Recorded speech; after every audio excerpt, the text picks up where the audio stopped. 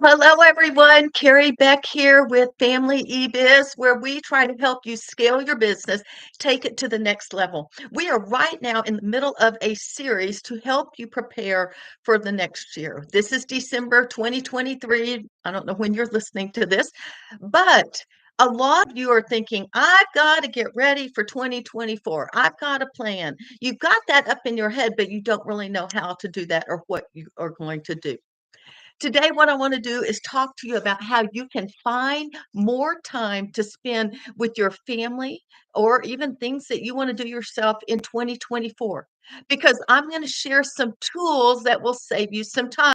The problem is we finally have the flexibility that you and I have because we have an online business. So last week we did talk about business planning and how you should, I personally think through the month of December, should take time off with your family. If you can't take time off to do the reason that you have an online business, what's the point anyway? Two of my goals for December is to plan for 2024 and to enjoy my family and enjoy my friends. I had people over last night. I spent half the day getting ready and having fun. I've got different events this particular week that I'm recording this. And so that is the point for having my own business is to be able to actually enjoy um, the things around me and the people in my life. It can be dry plotting, I understand, but there are tools that can save you time in 2024 so that you can enjoy more time with your family. What would you do? Let's just say these tools could save 5 hours a week. And it is possible. We're going to talk about these ideas this week and next week. What would your life look like if you could save yourself 5 hours a week? That's an hour a day if you work, and maybe you only work 2 hours a day. And so these classes are not sitting there straight. Um, so let's talk about it. First tool that I'm gonna let's see, one, two, three, four, about five of them. Tool number one, Google Calendar. I Google Calendar pretty much everything. If you've never used Google Calendar, it is a free tool. You need a Gmail account or a Google account. And all you need to do is you can start to put things in the calendar. You can color code them. So I have a color code for Family eBiz. I have a color code for how to homeschool my child. When I see that color, I know what that hour or 30 minutes or 5 hours or whatever, how I'm going to be spending it. I also have a personal color. I have a prayer color because there are timers that go off for me to stop and pray. So I use it for pretty much everything, lots of things. So that is an easy, simple way to start to get organized on a regular basis. Now, before I go any further, I want to tell you something. I think it is very, very important that as you think through these tools, you need to think about how do you think? Okay. How do you think? And then choose a tool that matches the way that you think as well. So maybe a color coded calendar with checklists that you can check off would be just the thing. One thing that I would encourage you with your Google Calendar is look at it at the end of the day and see what do I have tomorrow? Because, to be honest, sometimes I put an appointment on my calendar and it's 2 months away and I've completely forgotten about it. So I try in the evening to make sure that I know what I need to get done the next day, especially outside the house appointments. So I will do that. The other thing I will use it for, sometimes I'll look at it again at the beginning of the day just to make sure I've remembered correctly, because sometimes I think it's at 3 and it was really at 1. So I just try to get that all in my head, and maybe if I need to set an alarm, I will.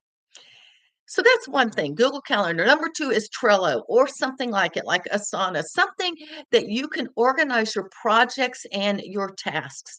Even if you're a solopreneur like me, you may not be running a huge team. It just may be me, myself, and I, you, yourself, and you. That is it. Well, there's still some things you can use this for. For me, I keep my to-do list on there, and you can set up what we call a card. In that card, you can have a checklist. So I have a checklist for Monday, Tuesday, Wednesday, Thursday, Friday.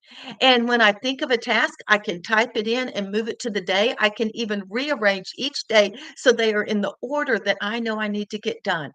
How do I use these things? At the end of the day, or when I get a task done, I either check it off or delete it if I'm not going to be doing that anymore. I also, at the end of the day, can look and go, okay, I'm recording this on a Tuesday. I can look at Wednesdays this afternoon and go, okay, what is on my list from Tuesday that I didn't get done that needs to be done for tomorrow? And I just slide it on down. You just move it. It's super easy. If I can do it, anyone can do it. Then I look at all of those tests on Wednesday and I just arrange them in the order I need to do them.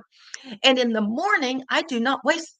There are times I've wasted 30 minutes in the morning just trying to get all my tasks in order of what I need to do. That's 30 minutes saved right there because at the end of the day, I have a better idea and a better feel for where I am in my projects. And so it's a lot better to do it at the end of the day. Another thing you can do are SOPs. What's an SOP? Standard operating procedures. And you're like, why do I need that? It's just me, myself, and I. I'm going to tell you there are some reasons. Believe it or not, yep, even if you're a solopreneur. Because I'll be honest, there are times I forget the steps or I forget where that link is or whatever. And so I actually use Trello for those as well. I have a social media, I have a new blog post checklist, and it helps me remember what needs to be done when I have a new blog post. Another one I use is for bookkeeping. I don't reconcile my Stripe account every week. It's usually once a month, and I can't remember where is that report I use to actually reconcile the bank statement and make it go with QuickBooks. I hope y'all are doing bookkeeping. But that is another thing that I may include. I do 2 annual events. And I may forget, like right now, we're in the midst of preparing for Life Skills Leadership Summit. And so I have to think about this. And I'm like, I may have forgotten what I did last year in December. So I have a checklist for those things as well. And I think that's it. Social share plans, launches, all of those. Some launches only do once a year. And so it's nice to have those lists, those checklists.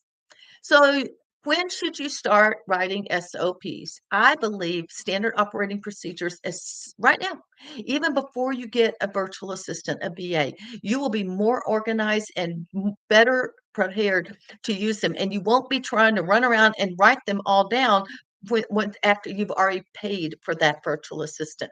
How would I get started? I would look at what are my promotions in January, and then I would write an SOP for each of those promotions.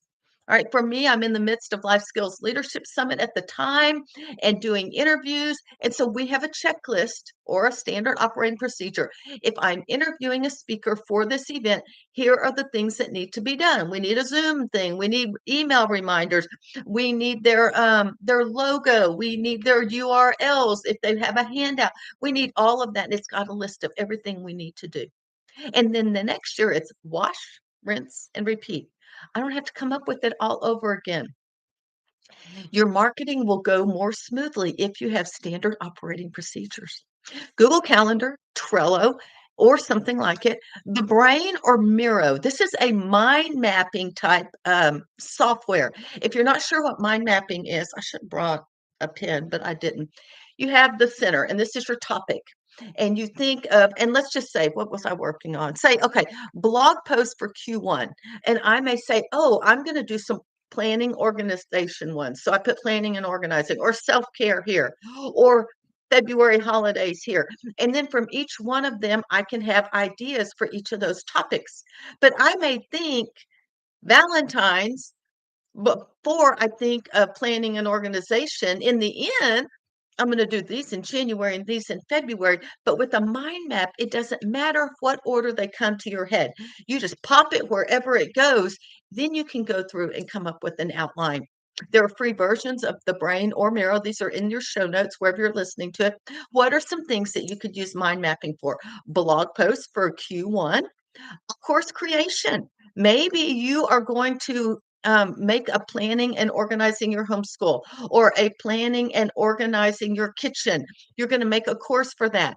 And as you do that, you've got all these ideas. So you just pop them wherever they are, and then you can organize them into subcategories.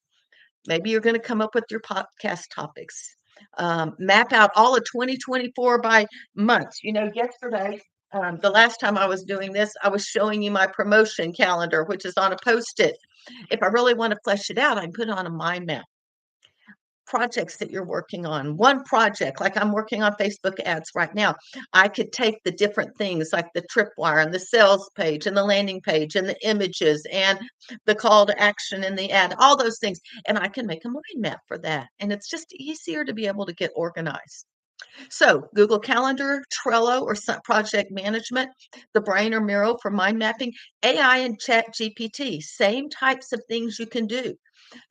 Blog posts, podcasts, weekly content ideas. So maybe you want to write a blog post or a podcast or however you do your weekly content, Facebook Live, whatever. But you want 4 of them in January on self-care, taking care of yourself in 2024. And so I would go to ChatGPT and I would tell them who my audience is. And then I would say, I am working with young moms, moms of young children, and please give me, I wouldn't ask for 4, I would ask for 10, more than you need. Give me 10 blog post titles that would help a mom take care of herself. And then if there's certain, I don't know, maybe if you specifically nutrition or exercise or health or sleep or whatever, or it could just be general and it'll pop it out. If you like one of them, you may take that one and then say, hey, give me 5 points for this blog post, and it'll give you 5 points. Would I just copy and paste all that and put it in a blog post? No, but it is the framework and it will save you it has saved me so much time because another thing I do is if I have a blog post and I just need one more point, just one more point out of a 5 point blog post or podcast, I will go to ChatGPT and I will say, please give me 3 specific points on how to homeschool during the holidays. And then they may give me those, and then I can just pick the one I want. Usually it'll be a subtitle and 1 or 2 sentences. And it isn't written in my wording, but I can take it and change it into my words. That has saved me tremendous amounts of time. So that would be ChatGPT, Google Calendar, Trello project management, the Brain or Miro for mind mapping, AI ChatGPT just for getting ideas for your content. And then the last one, your favorite thing, data. The best decisions you can make for 2024 or any time in your business are ones that are based on data. How are you if you are just saying, "Oh, I think we made a lot of sales on this," or "I think that lead magnet was the best one we used. I'll work on that." That is not the way you make business decisions. You need to go to data. Right now, if you don't do anything else today, and if you don't have Google Analytics on your website, go and install Google Analytics right now. You may not use it this week. You may use it in 3, 6, 12 months. But if you will install it now, it will begin to collect historical data so that maybe you get through the next 2 or 3 months and you want to see which pages had the most traffic. You can go and there's actual data. Which pages converted, whether that is a lead magnet conversion, whether that is a sale, there's lots of different kinds of conversion. Which one had the best conversion and which ones had the worst? And get rid of the ones, either look at why they aren't. Maybe there's middle of the road ones and you just need to improve it. But if there's some with 0 and it's been going on for 3 or 6 months, just quit. That will save you time. You don't need to mess with that. I have gotten rid of probably, I don't know, 6 to 8 promotions a year based on data, based on my affiliate income. Which ones are drawing the best revenue for me? Google Analytics is free, so just install it. The other thing I would recommend is Google Search Console. That will show you how people are finding you. You may not have a podcast or a blog post or a live video or whatever on that topic. And if that's how they're finding you, then you need to produce some more content in that area. Install both of those now. Get them set up because you're going to discover what is working and what is not working. How are people finding you? Which pages convert the best? Stop spending time on those that don't convert and spend more time on those that do convert or that sell. So that's what you want to do with Google Analytics. In the show notes, I will have a link to Google Analytics course for beginners if you've never used it, and that can help you get started. The other data I would recommend is email data. This is provided by your email service provider. And at the very least, you should be looking for open rates. How many people are opening, what percentages?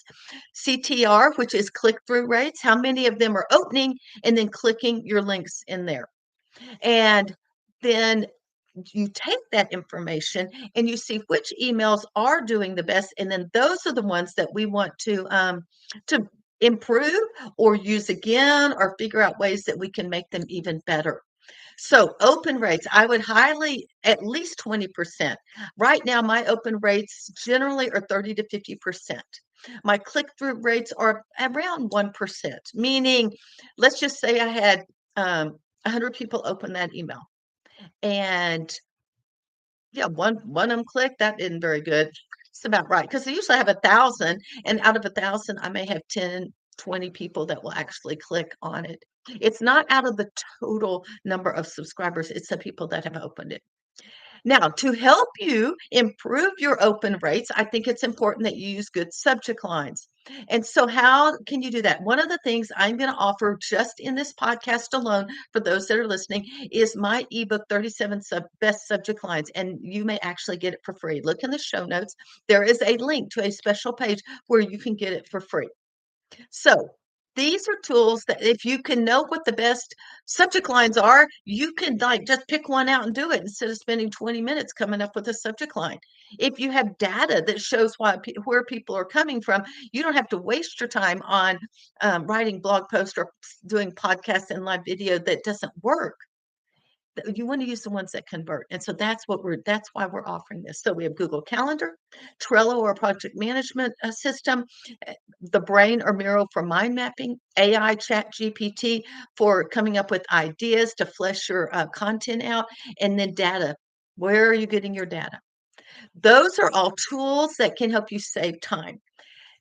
Again, find the one that meshes with your brain and be able to see which one goes along with the way you think. Now, I've got a whole nother section in our next podcast. I'd be sure to come see me on that and listen to that because I truly believe this will save you even more time. It saves me about 10 hours a week. So see me back on there. I'm Carrie Beck with Family eBiz. We'll talk to you next time.